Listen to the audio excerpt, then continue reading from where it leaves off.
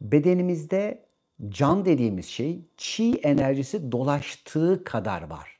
Bu çi enerjisi gittiğinde, yaşam enerjisi gittiğinde can da bedenden çıkıp gider.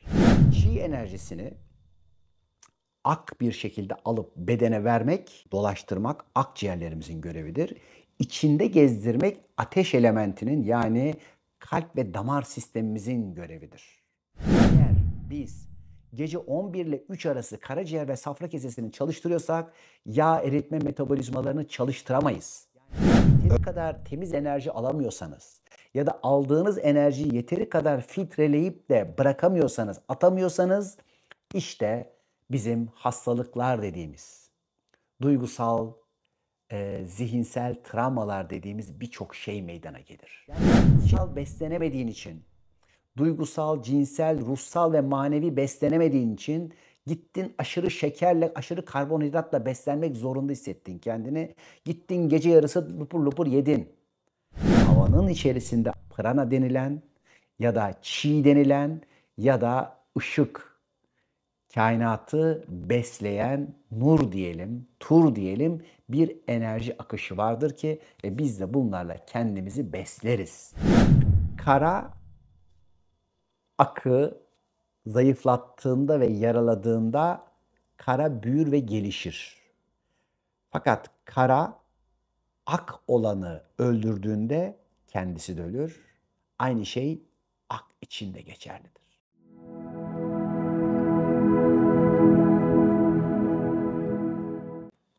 Ak çi nedir? Kara çi nedir? Ve bununla ilgili gelin bir bakalım neler varmış. Şimdi çok enteresan bir şey ki çi enerjisi Japonya'ya gidiyorsunuz biliyorsunuz ki, şi, işte diyelim ki Çin'de, Uzak Doğu'nun birçok yerlerinde geçen bir kelime ve sanki biz diyoruz ki ya biz nereden çıktı bu çi enerjisi? Nereden bilelim? Hani bizim dilimizde yok, kültürümüzde yok. Sanki birdenbire gökten zembille böyle bir enerji geldi. Zaten bu Çin işi, Japon işi. Bizim kültürümüzde, ilmimizde de herhangi bir şekilde böyle bir şey yok olarak değerlendiriyoruz. Bakalım öyle mi? Tıbbın, sağlığın ne kadar içinde, neleri ne kadar ilgilendiriyor? Birazcık böyle değiştiğimizde gerçekten çok farklı şeyler olduğunu göreceksiniz. Ve belki de her birinizin kendi bedeninize, sağlığınıza, hatta organlarınıza, gençliğe ve dinçliğe olan bakışı bugünkü bu sohbetle birlikte e, değişebilir ve başka açılardan da bakıyor olabilirsiniz. Şimdi çok küçük yaşlarda Uzak Doğu sporlarının içerisinde olma şansına sahiptim. Ve bu sebepten dolayı Japonya'dan, Çin'den, işte Tibet'ten, dünyanın dört bir tarafı İngiltere'den, Almanya'dan, farklı farklı ülkelerden Uzak Doğu sporunun ustaları geliyordu. Judo, Aikido, Jujutsu, Kung Fu, Taekwondo gibi çeşitli branşlarda bize eğitimler veriyorlardı. Ama tabii bir arada da beslenme, sağlık, işte çeşitli enerji tıbbı sistemlerini anlatsalar da bunları yeteri kadar kavrayamıyorduk. Ta ne zaman ki işte gittik oralarda, yerlerinde, merkezlerinde o hocalarla, ustalarla, onların da bazılarının üstadlarıyla görüştüklerimizde bir baktık ki bizim bildiklerimiz, öğrendiklerimiz bambaşka bir hale geçiyor. Ve ilk detoks bilgilerini, beden arıtma sistemlerini Tibetli hocalarımızdan öğrendiklerimizde, orada binlerce yıl yaptıkları, siz tabii bizim şu anda size yaptırdıklarımız onlar değil. Onlar çünkü her ay yapıyorlar. Yani biz şimdi senede 2 kere ya bunlara böyle tabii 10 yıllar içerisinde uyarladık. Belli bir sistemlere getirdik ve oradaki şimdi bazı temel bilgileri anlatmak istiyorum ve bunlar herhangi bir kitapta yazmıyor. Hatta ChatGPT'ye falan da sordum. Ya dedim bu konuda hani bu sözlü anlatımla öğrendiklerimiz herhangi bir yerde yazılı kayıtlarda var mıdır? Ee, Birçoğunu bulamadım ama bulduklarım da vardı. En azından bazıları şimdi yavaş yavaş yerleşmeye başlıyor. İlk bu konuları 80'li yıllarda tabii anlatmaya başladığımızda hani 3-5 kişi ancak anlayabiliyordu. Şu anda binlerce kişi çok güzel bir şekilde artık anlayabiliyor. Şimdi sevgili dostlar, her yerde olduğu gibi yani beyaz ve siyah, gündüz ve karanlık ve bedenimizin içinde de iki tip enerji akışı vardır. Bunlardan bir tanesi ak çi akışı, bir tanesi kara çi akışı. Bu anlattığım tamamen doğu tıbbının mekanizmasıdır.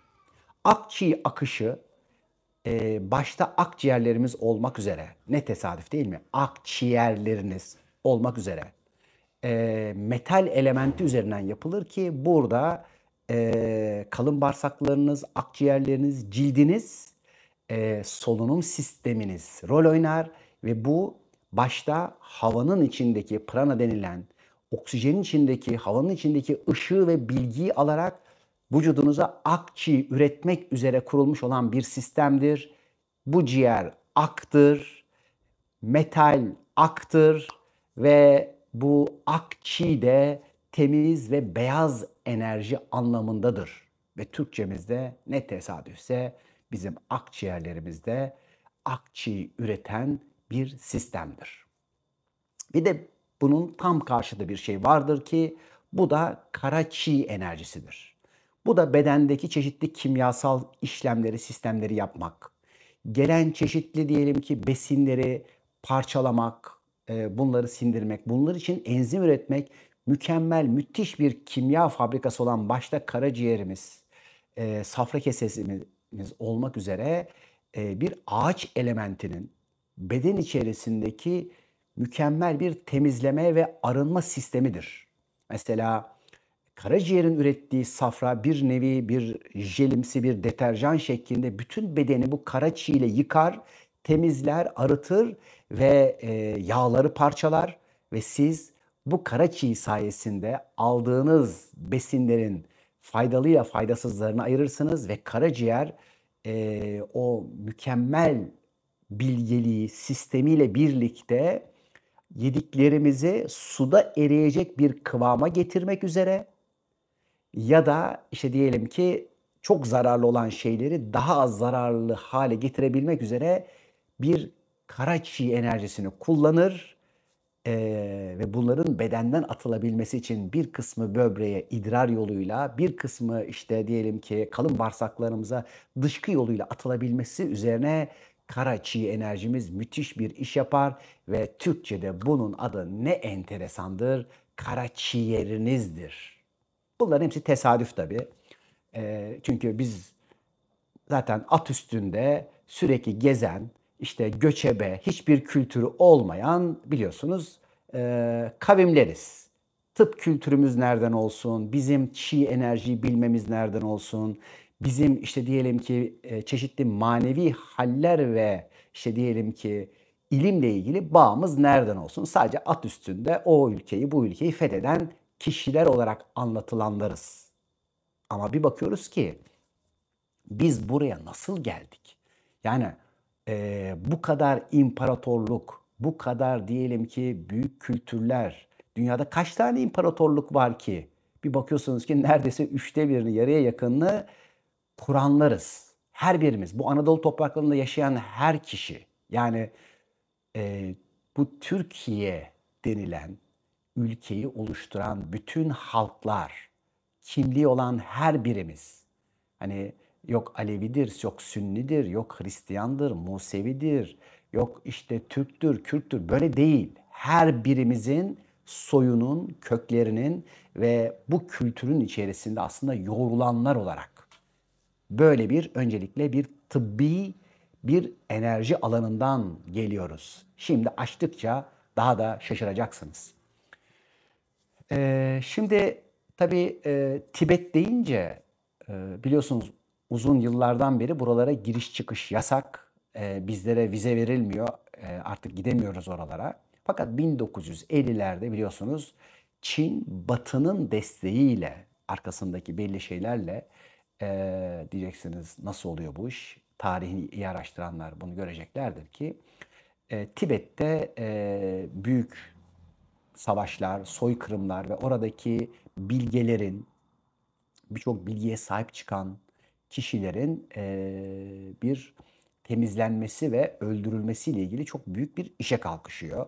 Ve orayı tamamen hani böyle bir bilgesizleştirmeye çalışılırken Oradan da bir sürü kişiler birçok yerlere göçüyorlar. Bu göçenlerden bir tanesi, bu ailelerden bir tanesinin ben talebeliğini de yaptım. Hani çok küçük yaşlarda ve çok şaşırmıştım.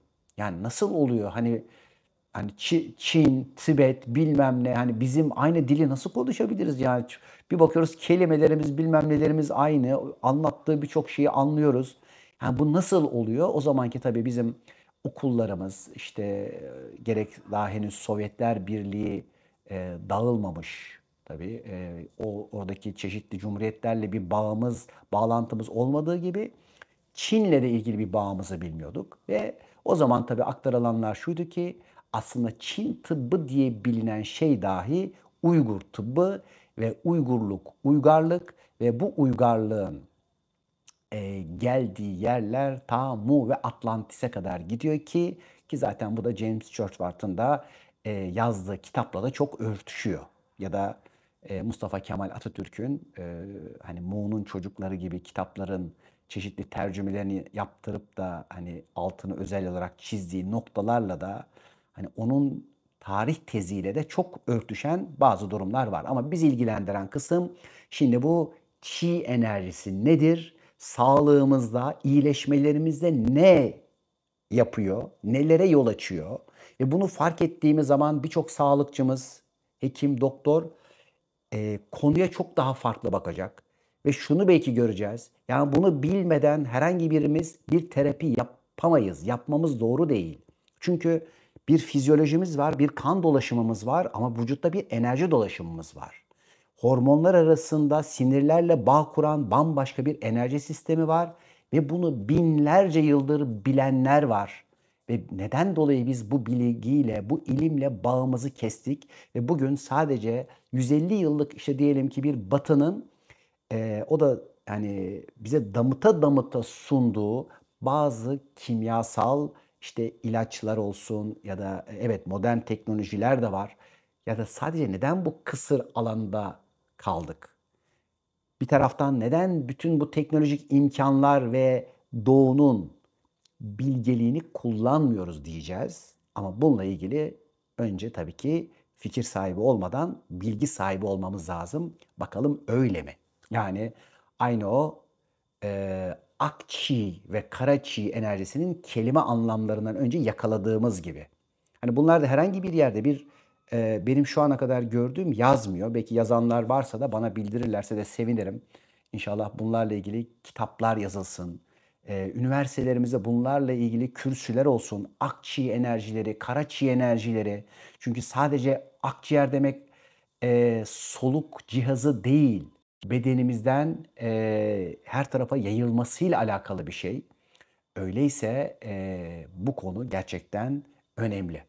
Şimdi Çi enerjisi nedir? Nasıl oluşur?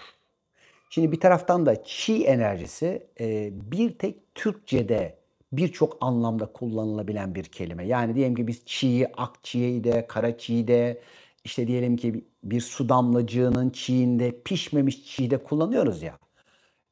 Şimdi bunun bizim bildiğimizde ne var? İşte Japonca'da işte shi anlamında kullanıyor. İşte Çin'in belli bir kısmı ki olarak kullanıyor. Belli bir yerde çi olarak kullanıyorlar dil farklarından dolayı.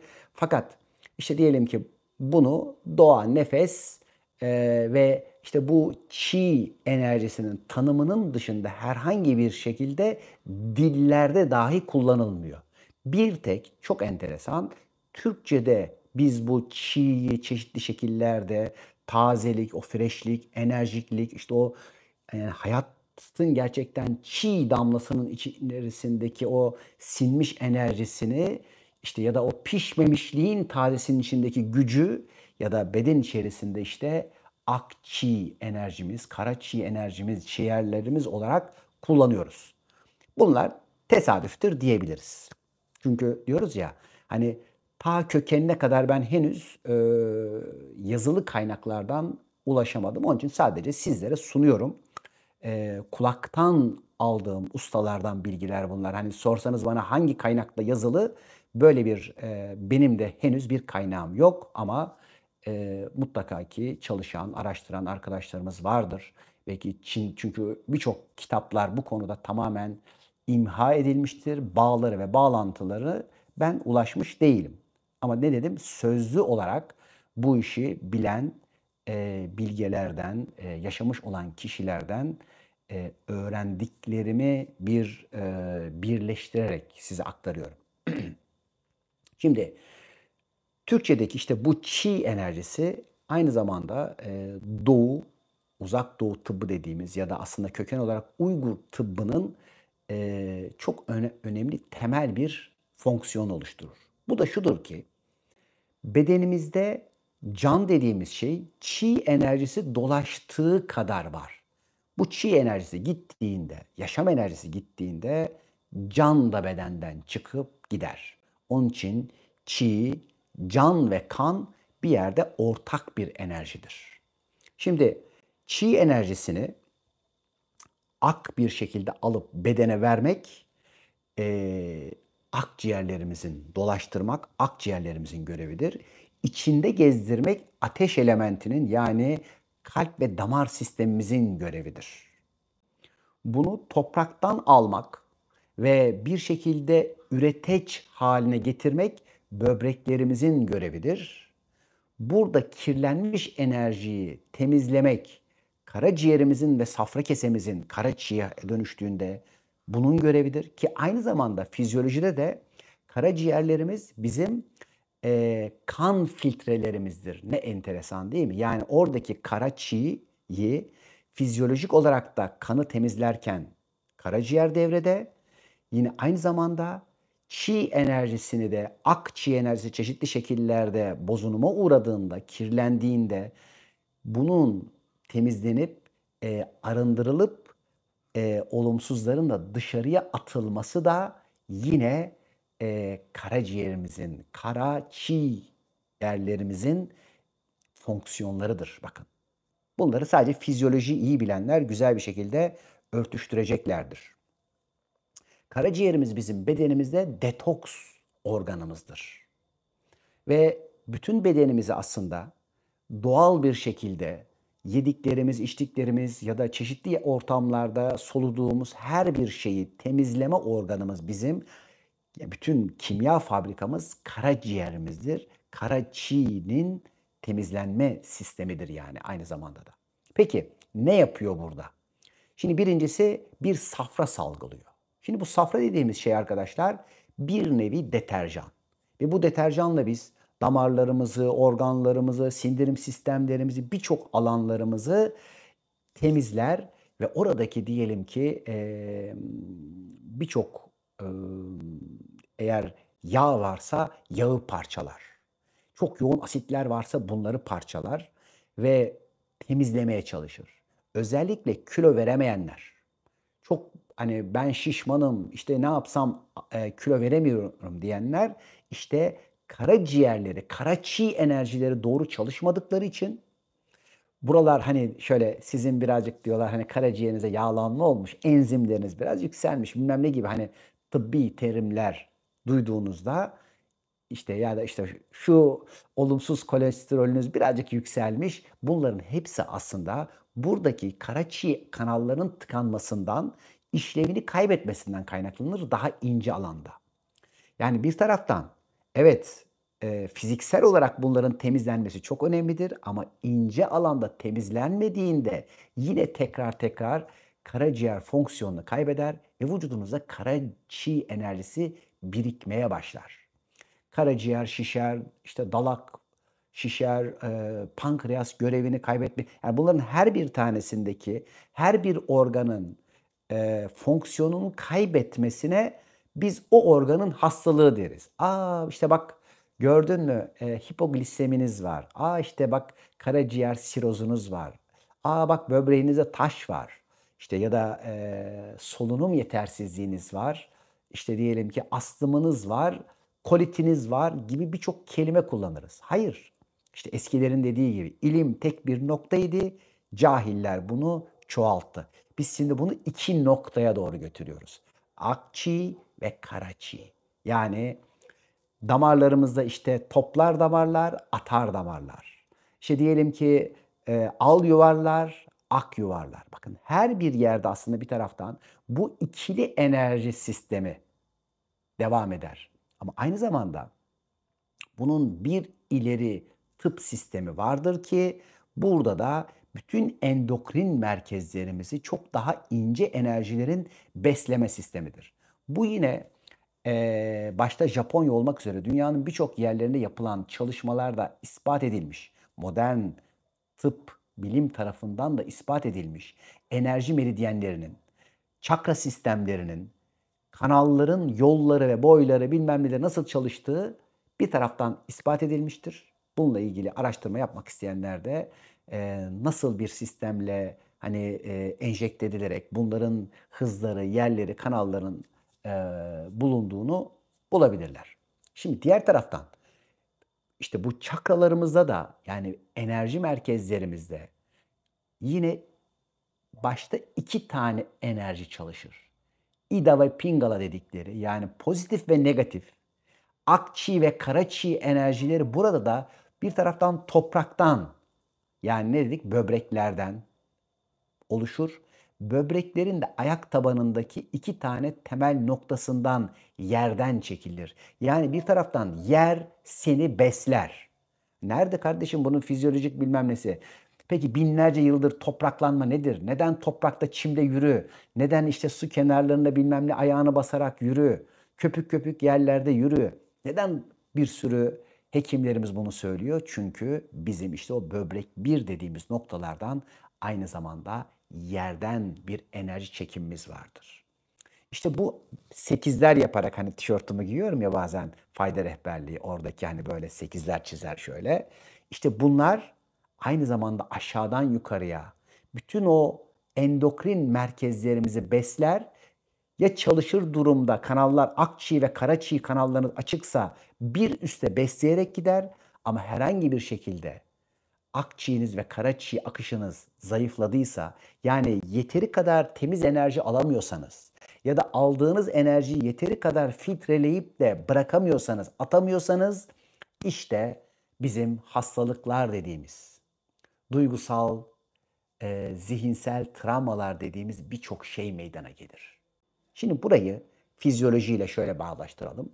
Diyelim ki karaciğeriniz normal bir şekilde yediklerinizi çok güzel bir şekilde sindiriyor, parçalıyor, işlerini yapıyor, görevlerini yapıyor ve vücudunuzdaki kimyasal işlemleri harika bir şekilde yapıp siz fit, sağlıklı, enerjik bir durumdasınız. Fakat o kadar yüklendiniz ki duyguda çok yüklendiğiniz için gittiniz zararlı şeyleri yemek durumunda kaldınız. Bakın buranın altını çiziyorum. Yani duygusal beslenemediğin için duygusal, cinsel, ruhsal ve manevi beslenemediğin için gittin aşırı şekerle, aşırı karbonhidratla beslenmek zorunda hissettin kendini. Gittin gece yarısı lupur lupur yedin. Şimdi karaciğer ne yaptı? Bir de öncesi duygusu var tabii. Bu ayrı bir şey. Ayrı değil de yani ilerleyen zamanlarda bahsedelim. Şimdi karaciğer burada ne yapıyor bu sefer? Görevinin üzerinde iş geldiği için yeter kardeşim diyor yani bize de şimdi bir hak ver. Ve çok enteresan. Burası çok önemli. Özellikle modern tıpta şimdi görüyorum bir sürü hani her bir makale okuyan çıkıyor. Bak yeni bir şey bulduk. İşte şöyle yeni bir şey bulduk. Arkadaşlar bu anlattıklarım binlerce yıllık size bir bilgi, ilmi anlatıyorum. Yani yeniden keşfetmeye gerek olan kısım bunun çerçevesinde şimdi biz ne yapalım? O da şu. Karaciğerimiz bizim 11-1-1-3 arası dinlenmek durumunda. Bu saatler arası ağaç elementi dinlenerek işte o kara çiğ enerjisini düzenleyecek, dengeleyecek ve bedene o filtrelediği kanı, enerjiyi verecek. Ve eğer biz gece 11 ile 3 arası karaciğer ve safra kesesini çalıştırıyorsak yağ eritme metabolizmalarını çalıştıramayız. Örnek mi istiyorsunuz? Hani böyle bir sürü arkadaşlar hayır şöyle böyle falan diyorlar. Şimdi birçok milli takımlarla çalışmalarım oldu judo milli takımındayken. Mesela Japonların çalışma sistemleri kendi milli takımlarında farklıydı. Fakat sumocuların çok daha farklıydı. Mesela sumocuların neden o kadar kilolu, o kadar göbekli ve neden o kadar kaslı olduğunu hiç merak ediyor musunuz? Hepinize soruyorum. Yani bir adam hem o kadar göbekli, o kadar kilolu olacak ama hem de cıvıl cıvıl şey yapacak. Bunu şöyle bir şekilde sağlıyorlardı. Kişiler sabahtan akşama kadar full çalışıyorlardı. Yemek falan yok. Sadece sıvı alıyorlar, su içiyorlar ve tam akşam, gece yatarken yatmazdan evvel de diledikleri kadar yemek yiyorlardı. Ve yemek yiyip hemen yatıyorlardı. Şimdi ne kadar mantıksız bir şey değil mi? Çünkü o yedikleri yemeği vücut akşama kadar stoklamak üzere yağa çeviriyordu. Ve bu sefer o yağlarla birlikte, o kilolarla birlikte ne yapıyorlardı? İşte o göbekleri, o şeyleri yapıyorlardı. Ve akşama kadarki yaptıkları hareket ile de bedenlerini kaslı, çevik ve enerjik hale getiriyorlardı. Şimdi burada yani hem sağlıklı bir kilo alış yapıyorlar, yağı sadece ciltle kaslar arasına göbekte bağlatıyorlar ama aynı zamanda da kasları çalıştırıyorlar. Yani böyle yapın diye değil sakın ha. Sadece bunu yapmayı düşünenler, yani gece yatarken yemek yiyenler sumocu mu olmak istiyorsun diyeceksin. Bakın bunların her bir tanesi benim deneyimim. Yani şuradan okuyup buradan bilmem ne değil. Yaşam deneyimleri içerisindeki gözlemler ve çok şükür ki birçok ustanın yaşam tarzları ve onların da bilgilerini kendi hayatım üzerinde ve bugün belki yüz binlerce kişiye işte 10 yıllardır yaptığımız ilkbahar ve sonbahar detokslarında sizlerden hani gelen her birinde şimdi geçen sene 12 bindi. İşte bu sene biraz daha hani böyle daha ritim alalım dedik. Çok o kadar almayalım dedik ondan sonra. İnşallah şimdi 30 Eylül'de yine yapacağız. Şimdi bunların her birisinin deneyimi, bazen her birinizin bir sorusunun yanıtı, her birinizle görüşmelerimiz ki eskiden bile yüz yüze yapıyorduk. Oralarda şunu gördük. Şimdi duygular bedeni direktman etkilediği gibi düşünceleriniz, ruhsal durumunuz, hedefleriniz ve kendinize verdiğiniz emekler sizin hayatınızı, sağlığınızı ve kaderinizi oluşturuyor. Onun için çok doğru ve bilgiyi yerinde kullandığınızda her biriniz bedensel, duygusal ve zihinsel olarak çok sağlıklı olabilirsiniz. Bu hepimize sunulan bir güzelliktir. Şimdi işte burada kara çiğ enerjisi eğer dinlenmezse, dinlendirilmezse, yani o anda işte gece gittin saat 11'de 12'de yemekler yedin, şimdi karaciğeri çalıştırdın. Karaciğer dinlenemediğinde işte bu sefer o kara çiğ enerjisini temizleyemediği için, filtreleyemediği için bedenine bu sefer nereye? Meridyenlerine, enerji meridyenlerine ki bu konuyla ilgili bir sürü çalışmalarım var. Oralardan girin 5 element dahil. Bu sefer kara çiğ gezmeye başlıyor. Nerede? Akçiğin gezeceği yerlerde. Şimdi buradan tekrar akçiye geçiyorum. Şimdi akçiyi de arkadaşlar, diyelim ki biz nefes aldık. Akçiyi aldık mı? Biraz aldın. Fakat doğru nefes almadığında akçiyi içeriye soluyamıyorsun, soğuramıyorsun. Öyleyse akçiğ nefesi nereden nasıl alınır? Birincisi burundan alınan nefesi yönetebilmek, kontrol edebilmek ve faydasını alabilmek çok daha yüksek bir enerjidir. Bazı özel durumlarda ağızdan nefes alınabilir. Fakat ağzımız yemek yemek için, burnumuz nefes almak içindir. Onun için birisi sağ, birisi sol beynimize giden oksijen sistemine dönüşür. Sağ sola, sol sağa gider. Ve bu çapracık sistem içerisinde iki beynimizi de sağ ve sol yarı küreleri de beslemek üzere burnumuzdan nefes almak durumundayızdır. Bir taraftan bu enerji süzülür, bir taraftan da genzimizden içeriye bir kısmı özellikle arka damağımızın arka tarafında epifizi içeriden yalayarak gider. Bir kısmı da direktman soluk borusundan akciğerlerimize gider. Şimdi havanın içerisinde sadece oksijen değil, evet bir sürü mineraller de vardır ama havanın içerisinde aynı zamanda prana denilen ya da chi denilen ya da ışık, kainatı besleyen nur diyelim, tur diyelim bir enerji akışı vardır ki biz de bunlarla kendimizi besleriz. Peki sadece bununla mı besleriz? Hayır. Bir de çiğ sebze, çiğ meyve ya da çok aşırı pişmemiş doğanın ürünleri ya da içinde çiğ öldürülmemiş gıdalar ile çiğ enerjisini alırız. Bakın bağlantıları ne kadar güzel olduğunu görüyorsunuz. Çiğ kelimesinin içindeki. Mesela bir sebzeyi çok pişirdiğinizde içindeki çiğyi azaltırsınız. İşte diyelim ki bir balı düşünün. Balın ışıkla kapatılabilmesi için arı onun üzerine bir tabaka yapar, bir petek yapar. O boş yere yapılmış bir şey değil, içindeki çiğnin muhafaza edilmesi içindir. Yani balın içinden bir şey kaçmaz ama mineral olarak kaçmaz ama ışık kaçar. İşte o ışık kaçmaması için onlar mühürlenir. Bakın. Bu sebepten dolayı her zaman süzme değil, petek balı tercih etmekte fayda vardır. Kısa süreli belki kullanılabilir ama uzun süreli şeylerde, bekletmelerde özellikle onun için petek balı ben tercih ederim. Diğer taraftan hani diyeceksiniz ki hani normal balı bulduk da şimdi bir de hani kara kovanını yok işte şeker verilmemişini bilmem nesini bulduk da şimdi bu da bunu mu arayacağız? İşin doğrusu bu. Siz nasıl değerlendirmek isterseniz sevgili dostlar.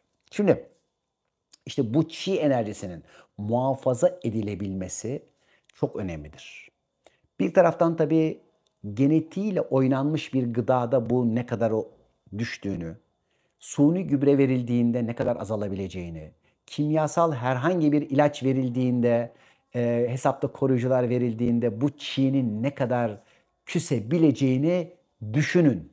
Bakın, burası çok önemli.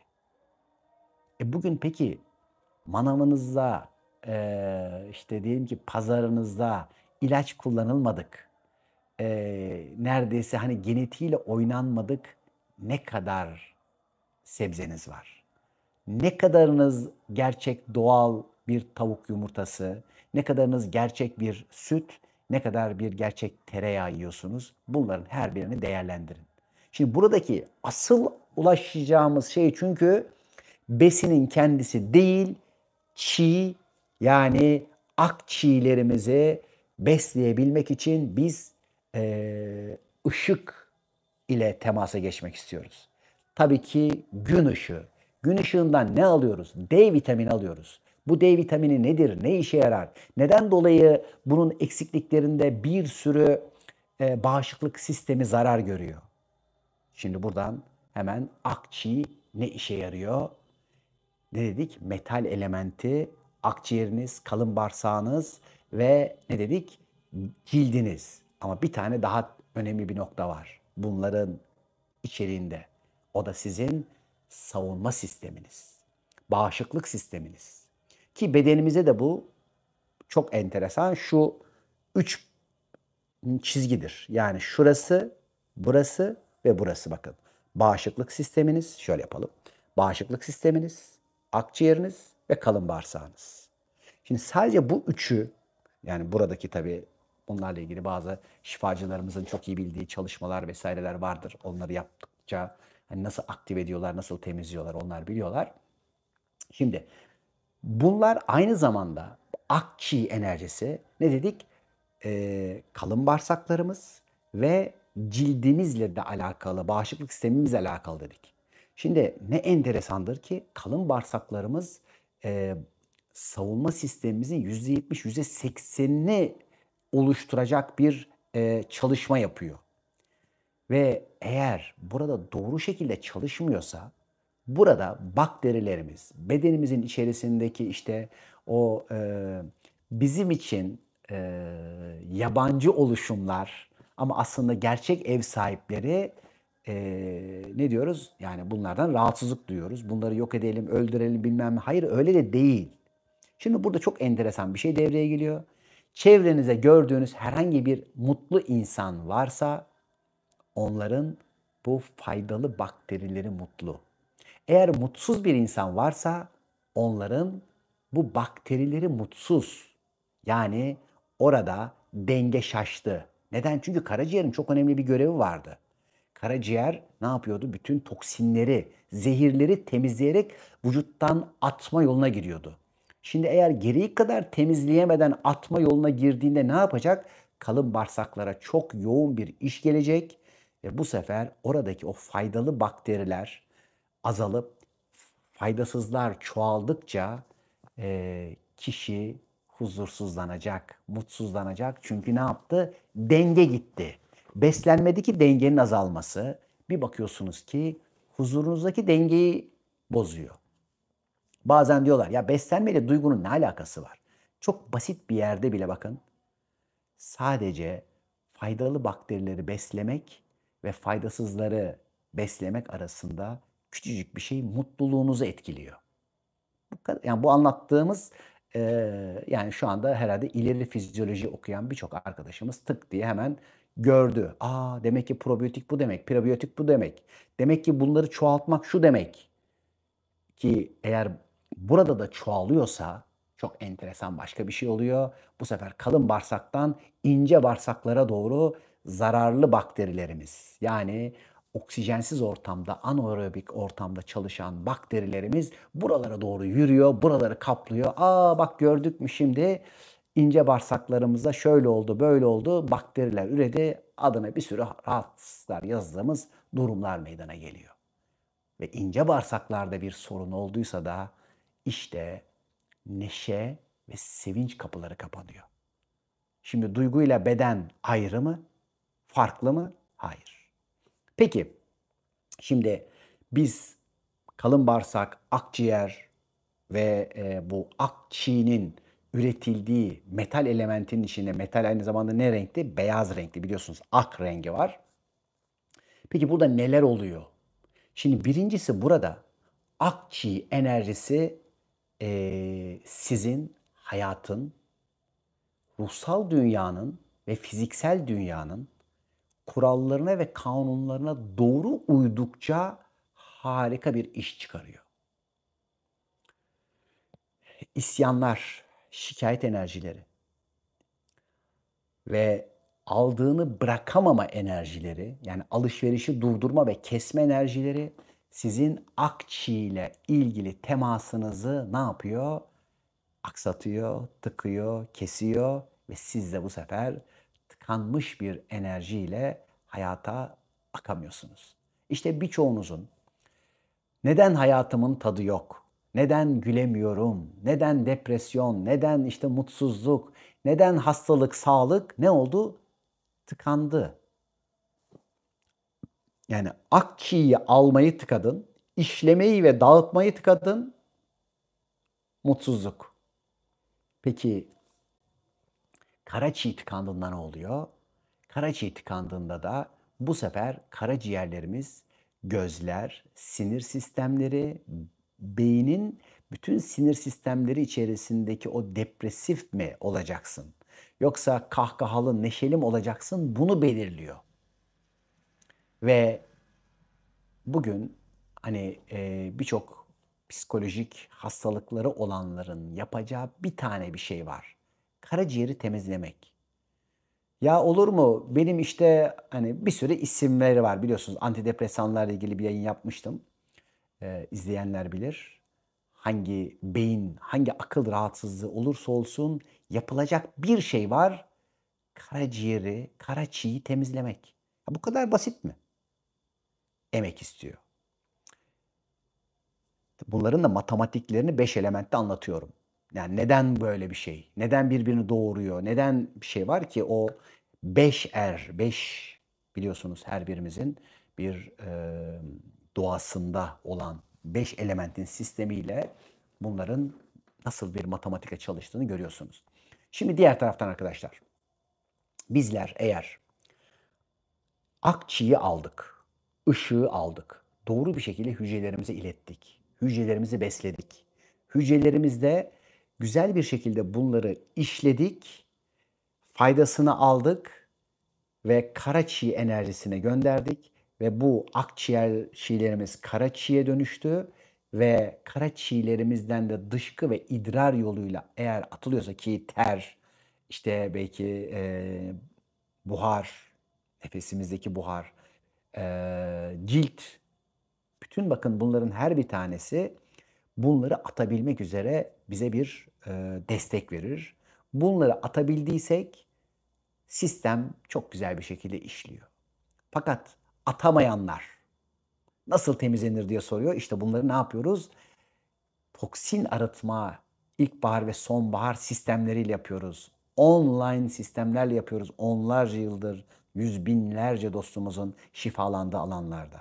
Şimdi diğer taraftan bu toksinlerden kurtulmak emin olun her birimiz için çok kolay. Hani böyle gözde büyütüldüğü, abartıldığı kadar bir şey değil ama küçümsenecek bir şey de değil, emek verince oluyor. Yani sen eğer doğru şekilde nefes almaya çalışmıyorsan, duygu ve düşüncelerinle bedeninin bağlantısını görmüyorsan, her şey sadece fizikten, maddeden, dışarıdan ibaret zannediyorsan bir bakıyorsun ki öyle değilmiş. Neden dolayı şimdi birçok kanser vakası bıçak değdikten sonra farklı olumsuzluklar yaşıyor? Çünkü duygusu duruyor. O duyguyu iyileştirmeden sadece dışarıda iyileşmeyeceği için ya da birçok kişinin herhangi bir hastalıkları neden dolayı farklı farklı yerlerde tekrarlayabiliyorlar? Çünkü onun duygusunu, bedenin sana olan mesajını almadığın için. İşte burada akciğerlerimiz arttıkça ve karaciğer çiğlerimize düzenli bir şekilde gittikçe bedenimizde bu sefer harika bir manyetik alan sistemi oluşuyor. Ve akciğerlerimiz bu sefer duygu ve düşünceyle de yönetilebilen sistemler olduğu için isteyen bunları anlatıyorum. Mesela çi enerjisini yönlendirmek, ruhsal yetenekleri geliştirmekle ilgili videolarımız var YouTube'da da atölyelerde de.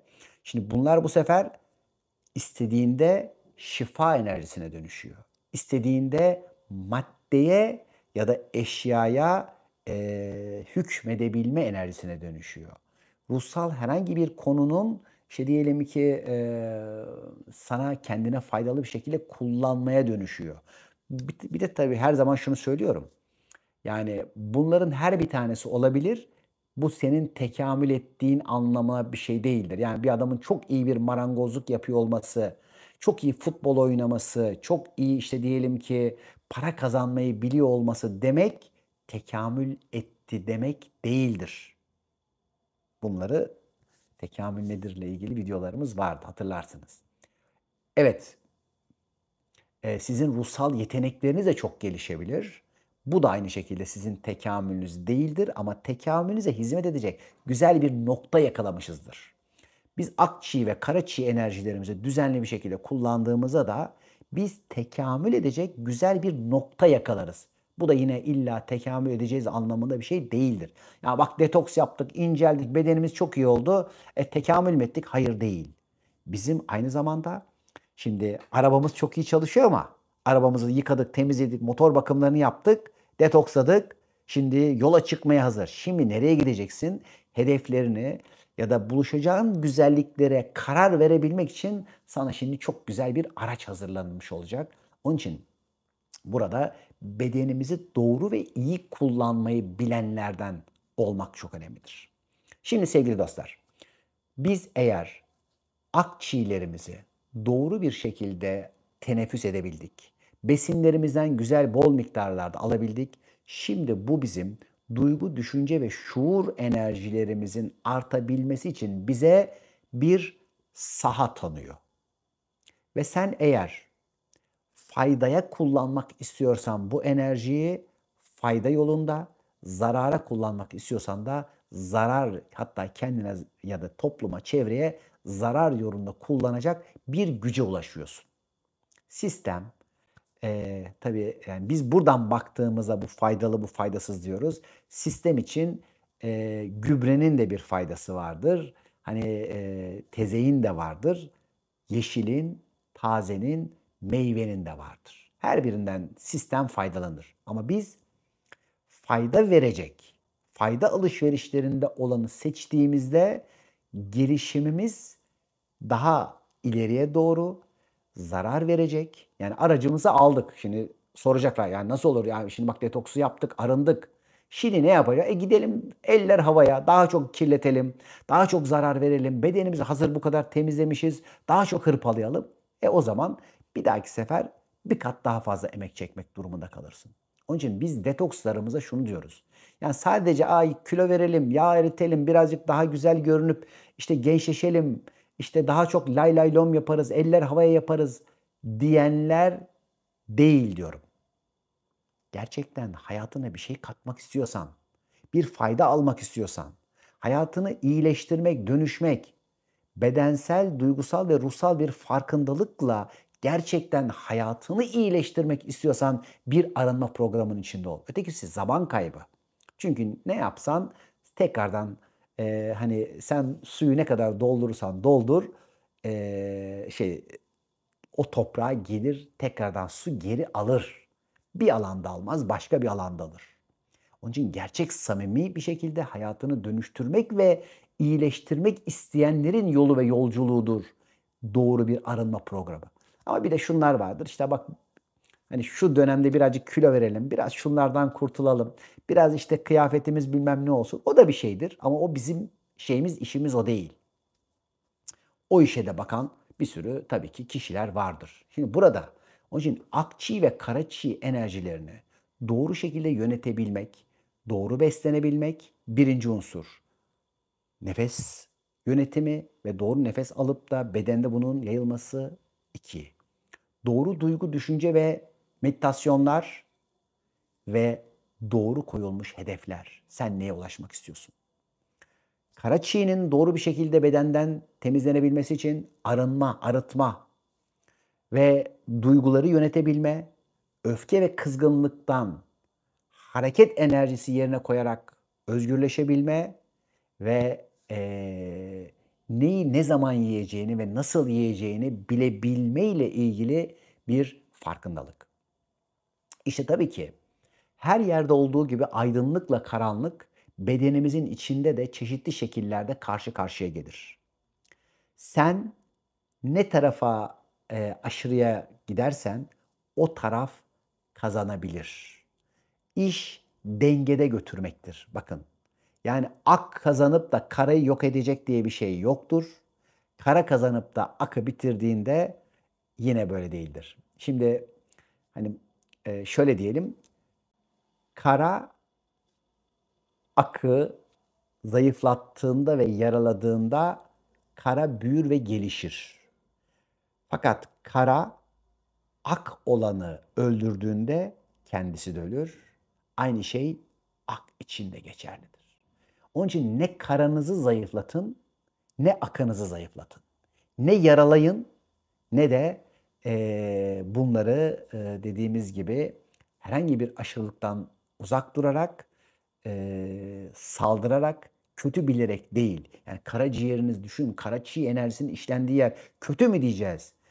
Bir karaciğerinizin, herhangi bir insanın karaciğerinin yaptığı fonksiyonları sizce yapabilmek için kaç tane fabrikaya ihtiyaç vardır? Kaç bin metrekaredeki her bir işlem için fabrikaya ihtiyaç duyduğunu tahmin dahi edemeyiz. Bakın kaç tane enzim ve ondan sonra onların şeylerini bile hani atıklarını bile koyacak yer, depo bulamayız. Böyle düşünün. Ve bu kadar mükemmel oluşturulmuş harika bir akçi enerjimiz, harika bir karaçi enerjimiz vardır. İşte bizler bir taraftan da bu iki enerjiyi nasıl hayatımızda doğru ve dengeli bir şekilde kullanabiliriz? Burada tabii ki eril ve dişil enerjiler, anne ile baba arasındaki belki güzel bir şekilde alışverişlerimiz, ruh ile madde konusundaki bakış açılarımız, geçmiş ve gelecek kucaklaşmalarımız, duygu ve düşünce alanında bu alanda bize büyük destekler vereceklerdir. İnşallah bu konuda da Kasım ayında bir kampımız olacak. Şeyler tamamlanmış, kontenjanlar bitmiş. İnşallah vaktiyle buradaki bazı çalışmaların bilgilerini, videolarını sizlere arkadaşlarım paylaşırlar. Şimdi sevgili dostlar, bu sebeplerden dolayı bizler de ne yapıyoruz? Beslenme programları yapıyoruz. Arınma programları yapıyoruz. Safra kesesi ve karaciğer temizlik programları yapıyoruz.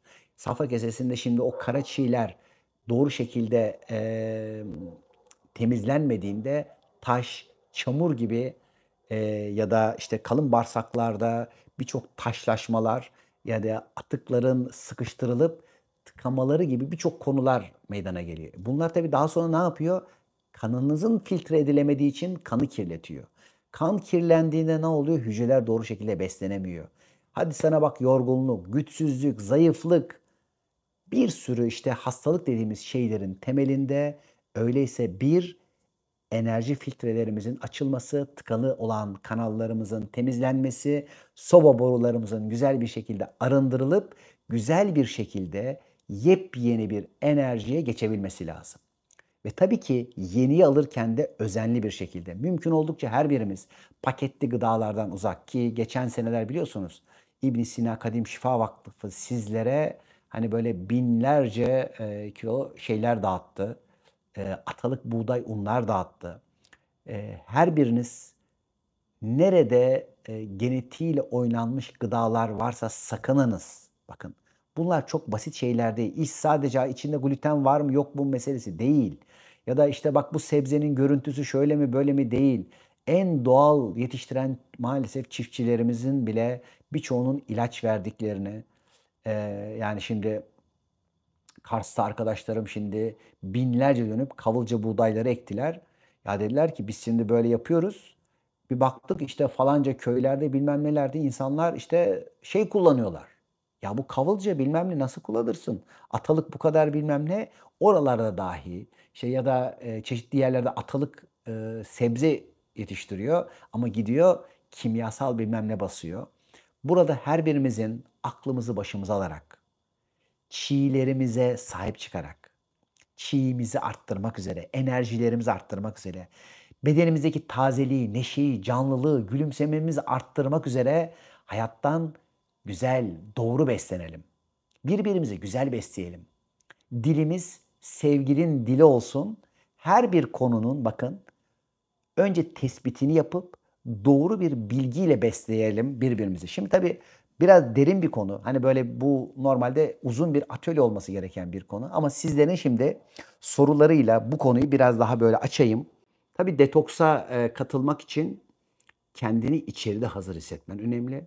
Çünkü oradaki beslenme 3 haftalık bir beslenme programımız var. 20 gün sürüyor. Yani ve sonunda da 3 gün bir arınma var. Yani bunlara kendini hazır hissediyorsan yapacaksın. Çünkü biz diyoruz ki başarılı olalım ve katılan da başarılı olmak istiyorsa yapalım. Laf olsun diye ne kendini ne bizi oyalamaktan uzak olacaksın. Kişiler gerçekten ben arınmak istiyorum, vakti geldi, enerjilerimi, şu çiğlerimi güzel bir şekilde bir destekleyeyim olur. Cilt lekeleri demiş Berna, karaciğer ile ilgili midir? Şimdi sevgili dostlar, çok güzel bir soru bu. Bakın, ne dedik? Cildimiz bizim akciğerimizin yani metal elementiyle alakalı. Ve dışarıya şimdi eğer karaciğerimiz bazı sistemleri yeteri kadar içeride işleyemediyse, temizleyemediyse, oradaki toksinleri arıtamadıysa ne yapacak? Şimdi bir kısmını yolladı idrara. Eğer arıtamadıkları varsa taş olacak, kum olacak. Kalın bağırsaklara yolladı. Burada çok fazla yine iyi işlenmeden toksinler geldiyse burada anaerobik ortamda oluşan bakterileri arttıracak ve kalın bağırsak florası bozulacak. Peki beden burada ne yapar? Yani bu en azından bunun bir kısmını da ter yoluyla atayım. Adam spor yapmıyor, hareket yapmıyor. O zaman ne yapayım? Cilt yoluyla atayım diyecek. Şimdi cilt yoluyla atılacak olanlar şimdi hangi renk atılıyor? Şimdi bu sefer yani hangi organın enerjisini atıyorsa bu sefer ciltteki renk ona dönüşüyor. Karaciğerle ilgili arkadaşlarımız sormuş. Karaciğerle ilgili atılanlar koyu renkler. Bakın. Yani kahverengimsi, siyaha yakın olanlar, cilt lekeleri olarak atılanlar, bunlar karaciğerin kendisiyle alakalı. Ama şimdi beyazı var, kırmızısı var, değil mi? Şimdi işte bir çıban şekli olanı var. İsilik sivilce şeklinde olanı var. Normal sivilce şeklinde olanı var. Yine bunların hepsi temelde karaciğerin tam görevini yapmamasından, daha doğrusu çok yüklenildiğinden, ama hangi organ ya da meridyenle ilgili olduğu da renkleriyle alakalı olduğunu söyleyelim okuyanlar için. Göbekte yağlanmayı nasıl okumalıyız demiş Lale Hanım. Şimdi biraz önce ne dedik? Şimdi aynı zamanda bedenimizdeki her bir yağlanma bölgesi bir duyguyla alakalı. Şimdi yağlarınız sizin etrafınıza ördüğünüz korku tuğlaları. Şimdi eğer göbeğin alt kısmıysa aynı zamanda anneye, dişiye, maddeye olan öfkelerden dolayı korunmak için örülen tuğlalar, yağ tuğlaları. Eğer göbekle kaburgalar arasındaysa eril baba kural ve zamana karşı, otoriteye karşı öfkeler olup bunlarla ilgili bir koruma duvarı. Şimdi öyleyse her birinde bir koruma, her birinde bir öfke. Öfke ne yapıyor? Karaciğerin safra salgısını bir şekilde düzensizleştirerek yağların parçalanmasını engelleyip zayıflatıyor. Ama bunun duygudaki işte diyelim ki fonksiyonu da o yağın nerede olacağını anlatıyor. Şimdi her biriniz kendinize şunu sorun. Neden dolayı her bir kişinin yağlanma sırası farklı? Şimdi bu işin bir mantığı var, değil mi? Her birimiz insanız. Her birimiz de çok doğal olarak fizyolojileri ortak fizyolojilerimiz olmasına rağmen yağlanma sıramız neden var? Ben şimdi soruyorum. Neden bir kişinin önce 100 kilo alıyor? Neden bir kişinin önce yüzü zayıflıyor? Neden bir kişinin önce karnı göbeği şişiyor? Neden bir kişinin önce basenleri ya da sırtı yağlanıyor ya da kolları yağlanıyor? İşte bunları Kaderin Kodu kitabında o yağlanma sıralarını anlatırken anlatıyoruz. Orada da bunu göreceksiniz. Evet. Tabii bir de katıl butonuyla şimdi her ay bir çalışma onlara hediye ediyoruz. Katıl butonuyla şu anda aktaran sorular ve işte buradaki arkadaşlarımız aynı zamanda onlara da her ay bir tane ya canlı çalışma yapıyoruz ya bir tane atölye hediye ediyoruz. Her ay bir hediyemiz var onlara da sevgili dostlar. Aşırı acı yeme isteği nedendir? Bu da önemli bir soru. Çünkü yediklerimiz, tatlarımız her bir tanesi bize anlatıyor. Şimdi Urfalı dostlarımız varsa o bölgede mesela Güneydoğu vesaire sabah erkenden kalkıyorlar. Ekmeğin içerisine biberleri koyuyorlar. Üzerine isot, hani yeşil o şey biberleri vardır onların böyle besni biberleri falan gibi. Üzerine de isot. Bir bakıyorum öyle dürüm edip yiyorlar. Yetmiyor. Üzerine biber salçası bir de nane. Şimdi böyle ağzınızı da sulandırayım. Böyle güzel bir şekilde iştahla yiyorlar. Şimdi peki oradaki türküler ne? Arabesk. Yani neşeli türkü görebiliyor musun? Peki oradaki yaşananlar ne? Çoğu zaman işte acılı olaylar. Şimdi mesela biz ilkokul, ortaokul sıralarında orada çok yüksek miktarda kan davaları vardı. İşte aileler, aşiretler birbirleriyle. Daha ardından mesela işte birçok terör olayları biliyorsunuz. Yani evet coğrafyanın bir kaderi var ama bir taraftan da bizim seçimlerimiz, ihtiyaçlarımız ya da oradan özgürleşme hızımız değişebiliyor. Ve biz özellikle acı tatlara aşırı düşkünsek ve önceliğimiz her zaman birinci acıysa acı tat alışverişine biraz daha özen göstereceğiz. Ama neden sorusunu sorduğumuzda da buna şu cevabı vereceğiz.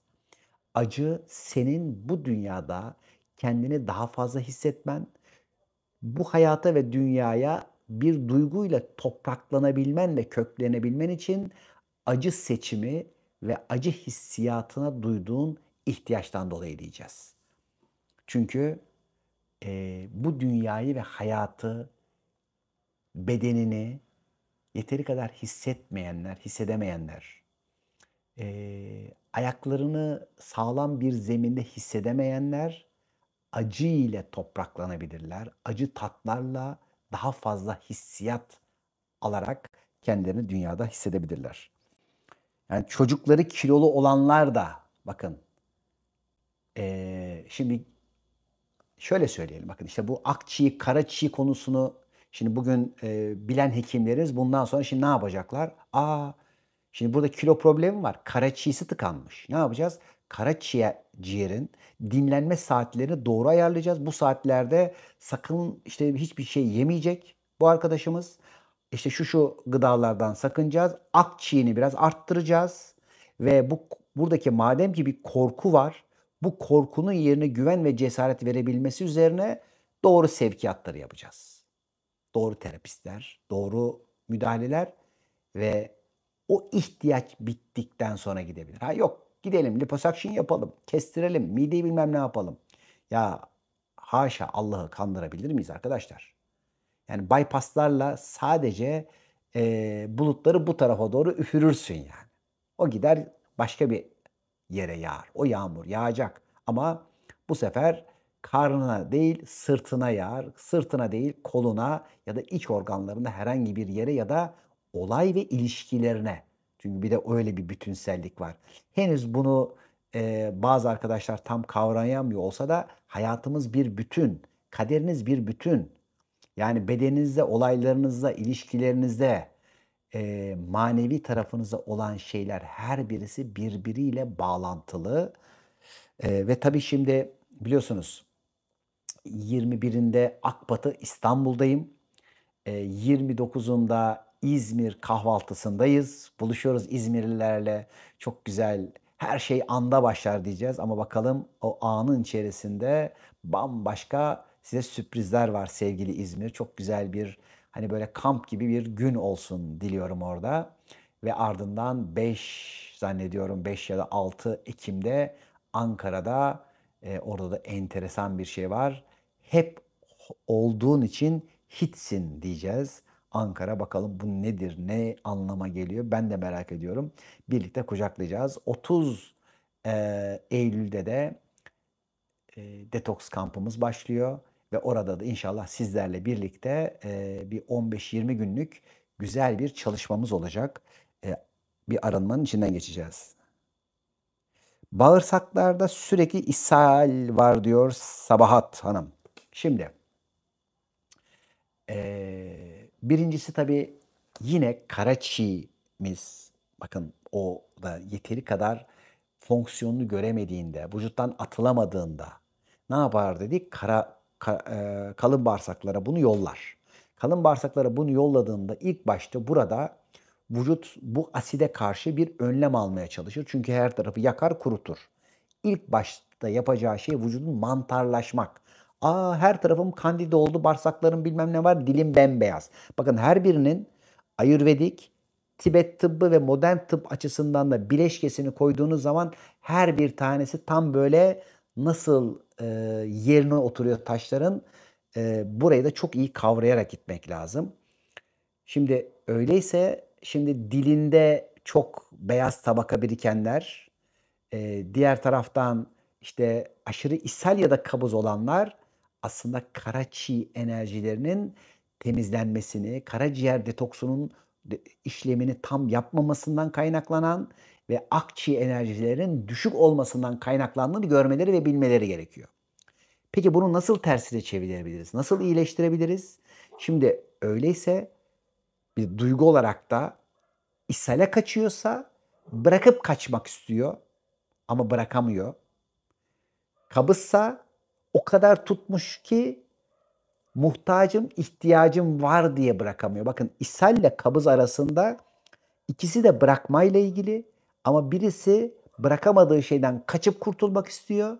Onun için ishal ediyor kendini. Bir tanesi tuttuğu bir halden vazgeçemiyor. Kendini ona mecbur ve onunla köklenebiliyorum zannederek bir bağımlılık hali içerisinde. Onun için şimdi, 7 yılda bir yaptığım detoksa mesela hiçbir kabızı almadım.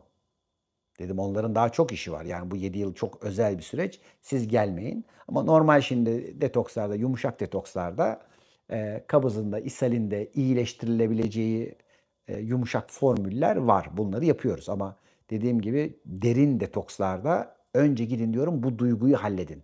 Bu duyguyu halletmezsen biz senin için bir şey yapamayız. Onun için her biriniz bu alanda, güzel bir şekilde bir daha bakınız ve, tabii kalın bağırsak sağlığımızda otorite ve babayla barışmaktan geçiyor. Yani kurallar ile, sistem ile, nasıl kucaklaşırız ve, buradaki basamakları nasıl çıkarız? Çok enteresan. Bununla ilgili inşallah, eee, yaptığımız atölyelerden faydalanın ve daha iyilerini de inşallah vaktiyle yapalım. Şimdi